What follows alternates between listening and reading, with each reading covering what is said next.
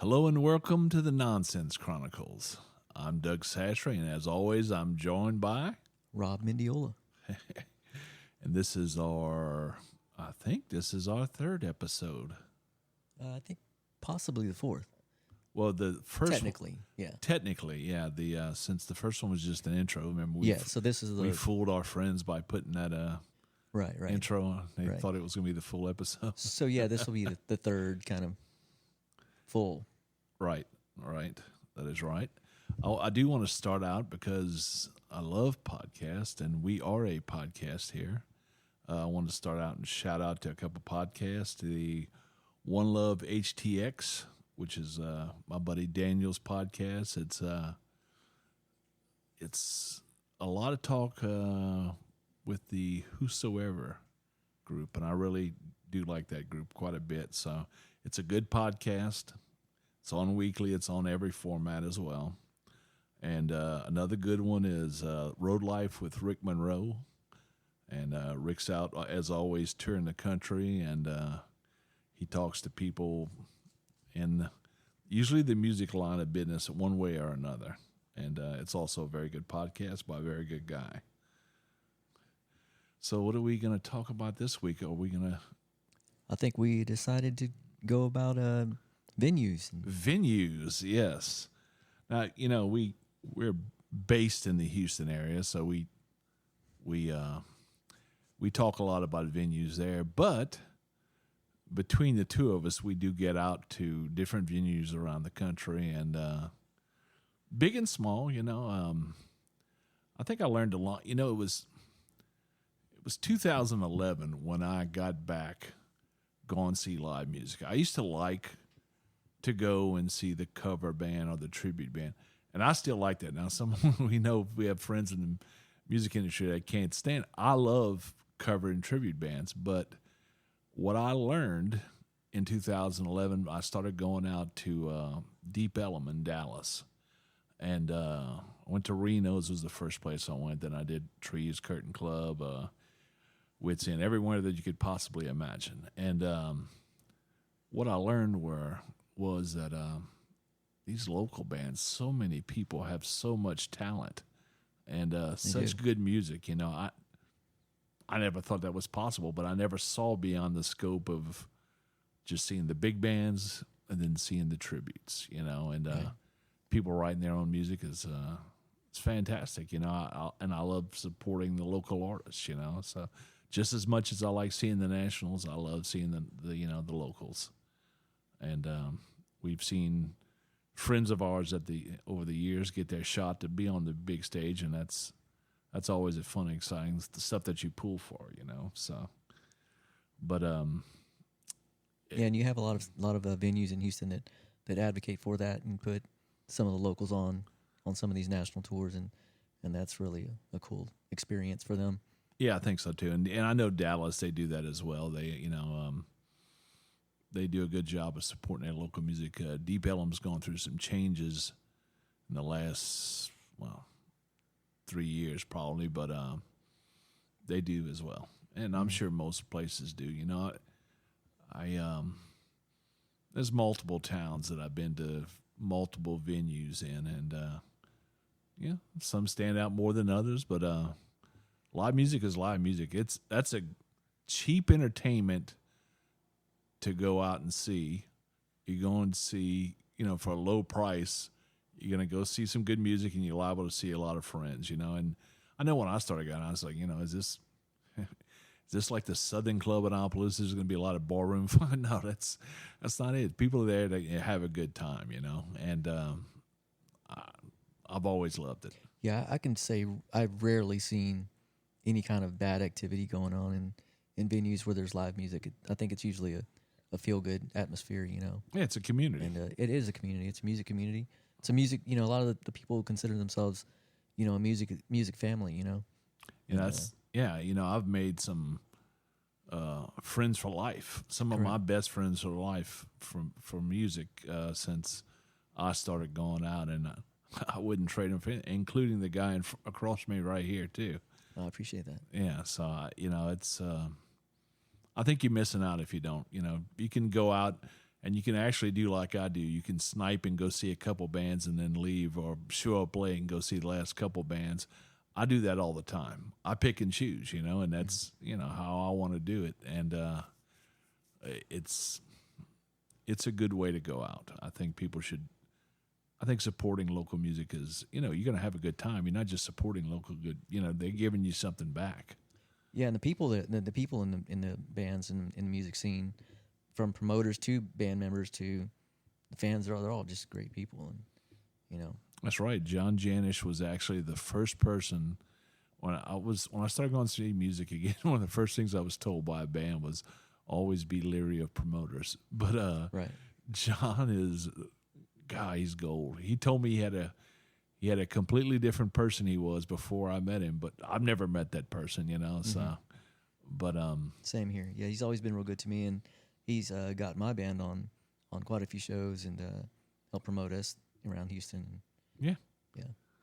And now that we've talked good about him, let's talk bad about the music scene. No, the music scene is great. I mean, I think a lot of people that know me know I had gotten real sick with COVID and wound up in hospital, and there was a few of the venues around town and the promoters and my music family all came together to help get me through that, help my family and my wife get through all that, and very much so. That did happen. That's just proof on how great, that the music community is, and how much they care for each other and support each other. And by the way, that will be a whole separate episode later on. real. We will get into that.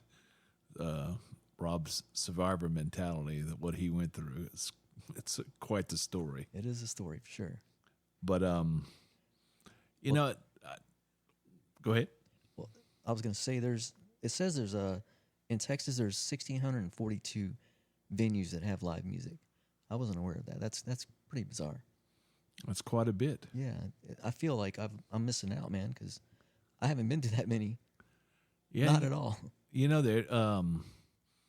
The thing I liked about Deep Ellum is everything was really close. I mean, you could hit at least 4 really good clubs, just real close within each other. Yeah, Houston's a little bit different. Houston is spread out. An hour drive, no matter which way you go. So that's right. And that venue in Huntsville just reopened, and they had a show last night. 12th Street Bar. Yeah. Yeah. I love it. I love being able to go anywhere and just drop in and see music. It's a cool place. I've played there once before, and it was a cool place, a cool experience. That's good. Good people too, Yeah. Good atmosphere. Yeah, I just got off of I went on a run with a few friends of ours in the music industry, and they were touring in Texas and in Louisiana. And I got to say, the smallest place I went to was a place called Sam's Place in Crowley, Louisiana. They had a Sam's Place in Houston as well. Yeah, I think they still do. I used to shop at a Sam's Place, or maybe it was just a club, but maybe.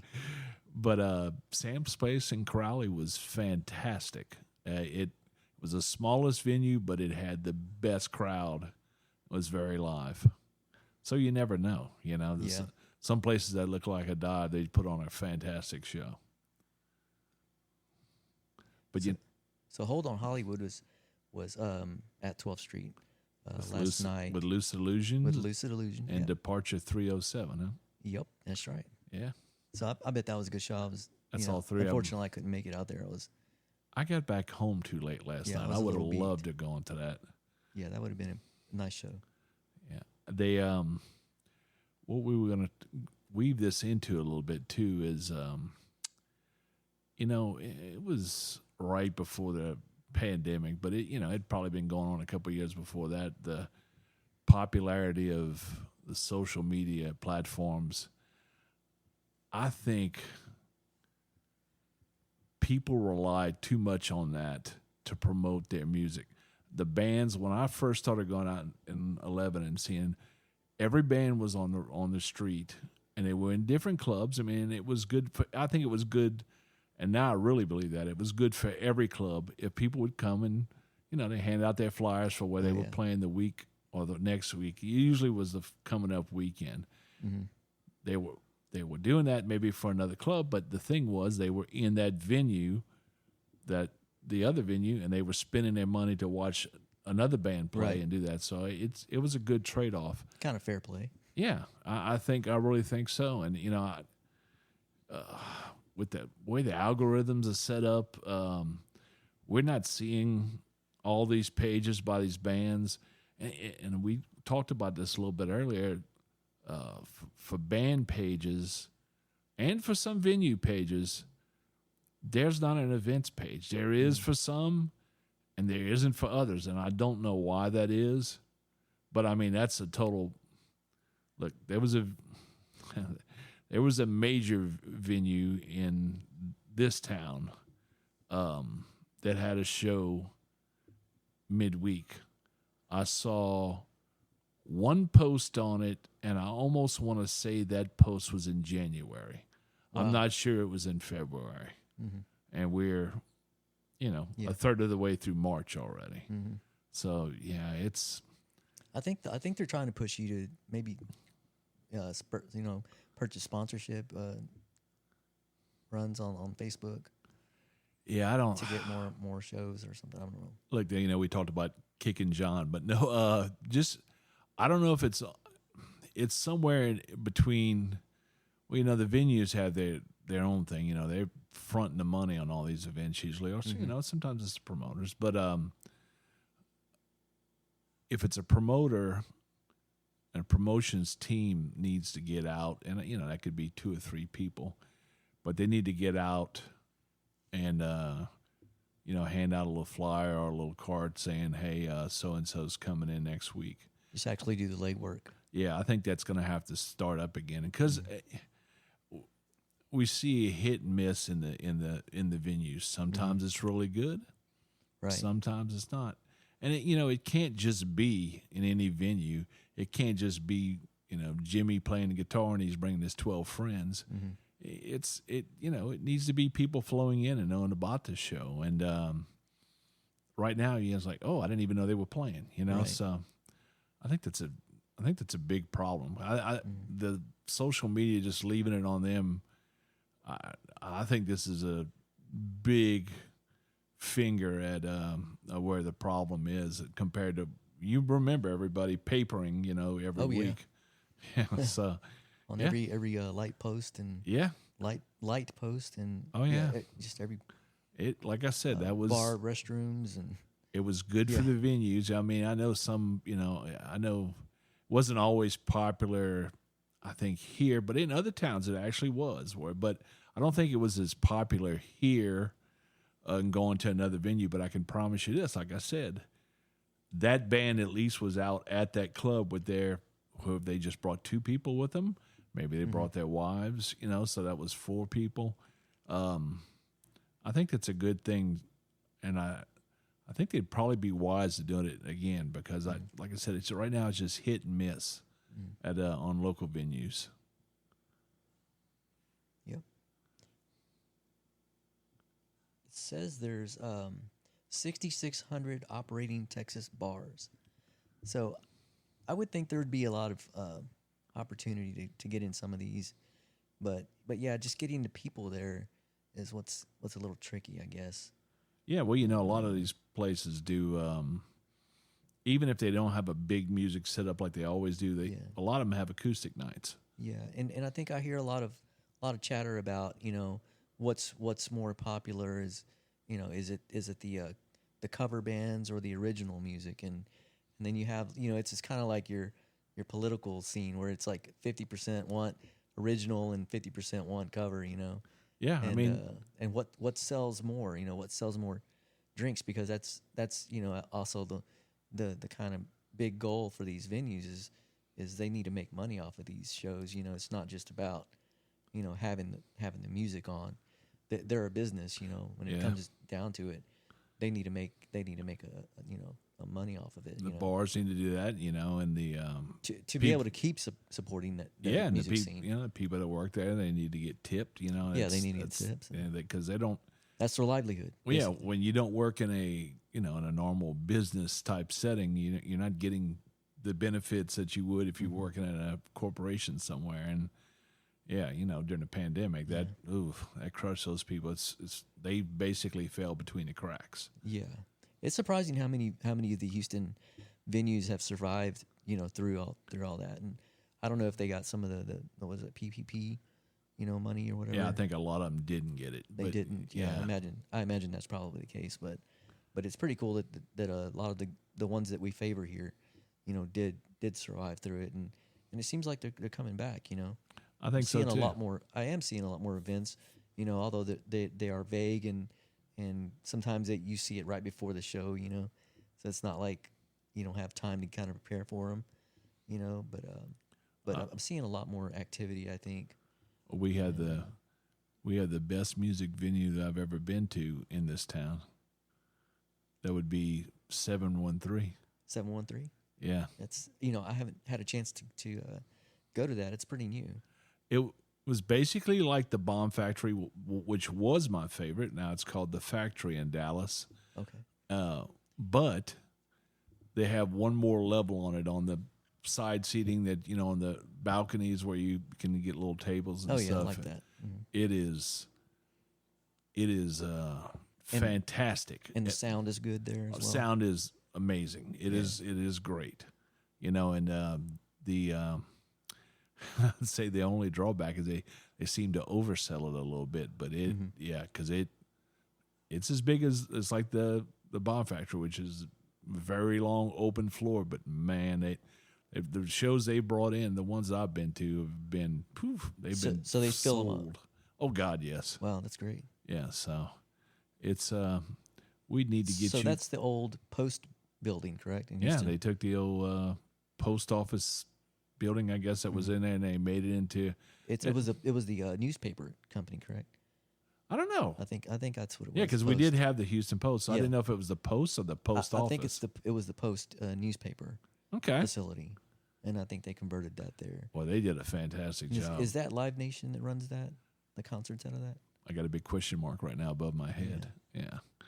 I'll have to check on that. They're good, and then we've got plenty of good local venues that have been here, and the Wildcatter Saloon is one of my favorites. Right. And one of my favorites to play. And the crew and the owners, Justin and Whitfield and Carmen, just the crew, everybody there is just, super cool and great people. Right.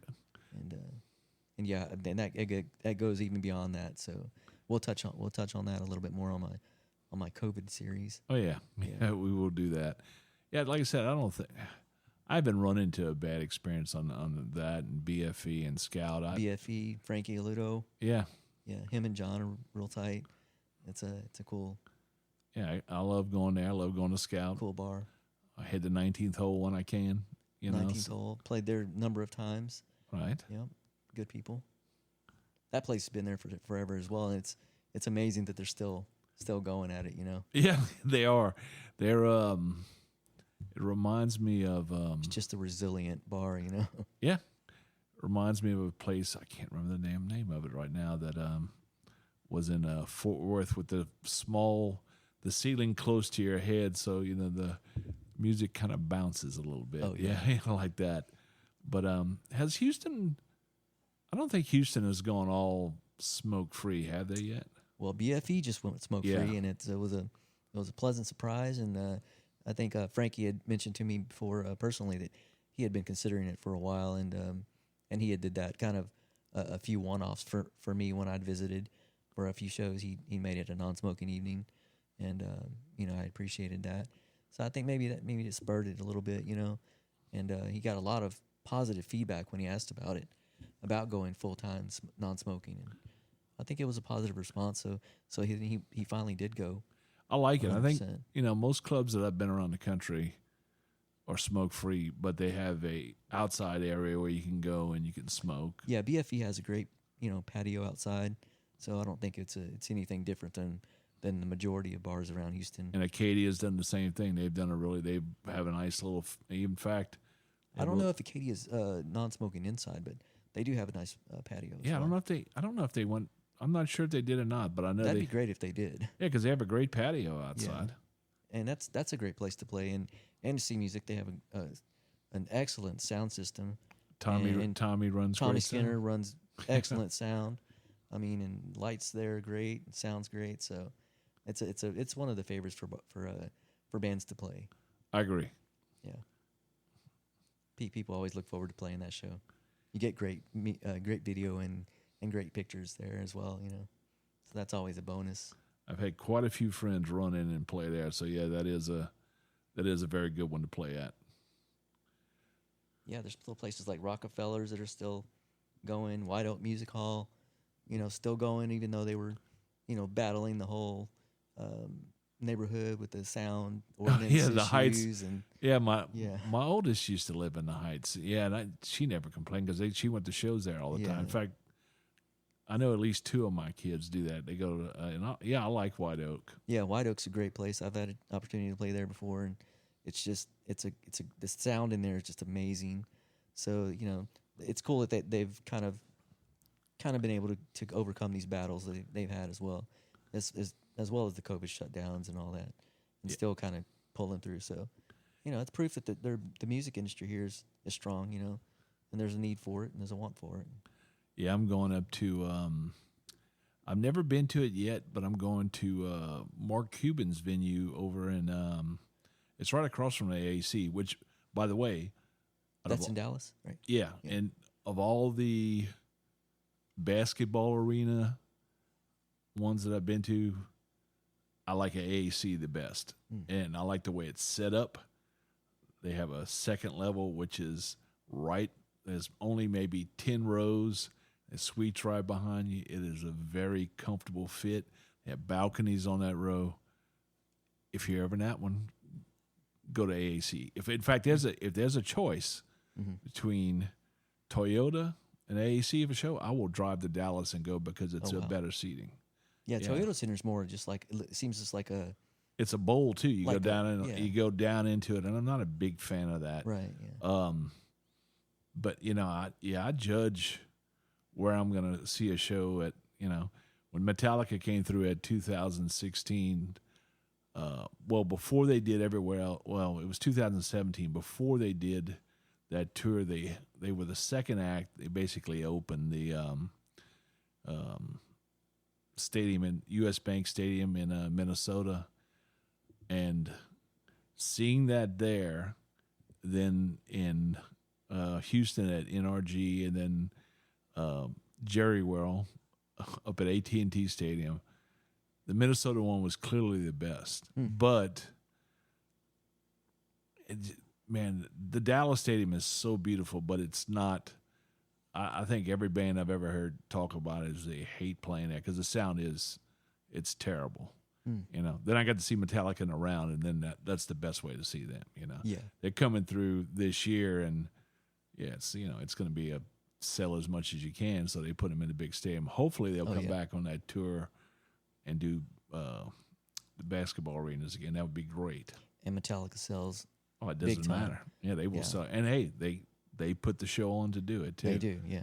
Yeah, it's my favorite band. It's my favorite band as well. Yeah, I know people fight about how great they are, but I have a lot of great bands, but that's my favorite. And everything else we talk about after that. The proof's in the pudding, man. I mean, anytime they come to town, anywhere they put on a show. They don't play for an hour and 20 minutes. No, they play and play and play. They give you every penny that you paid for back. They're veterans.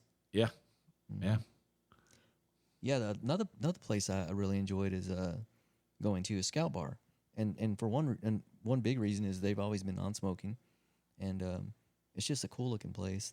It's a great place to play. The sound is great. So it's just and it's owned by a musician, so it's owned by Thomas. Yep. Yeah, he knows what from the he's Hunger. Doing. That's right. Yep. And I believe the drummer helps run sound. Let's see, I don't Alex Slay. Okay. I believe his name. Yeah, that is a great venue. They've always been good, top notch. Of course, notch. They have guitars all over the walls, so that always looks cool and feels good to be around. Mm-hmm. Yeah, it's a great venue. I haven't checked out any of the. I think Chris Harding just put new floors down in there. I saw that. Yeah. I saw that and I saw his misery, but he got it. It looked like he got it done though. He got it done. Yeah, he's a good guy too.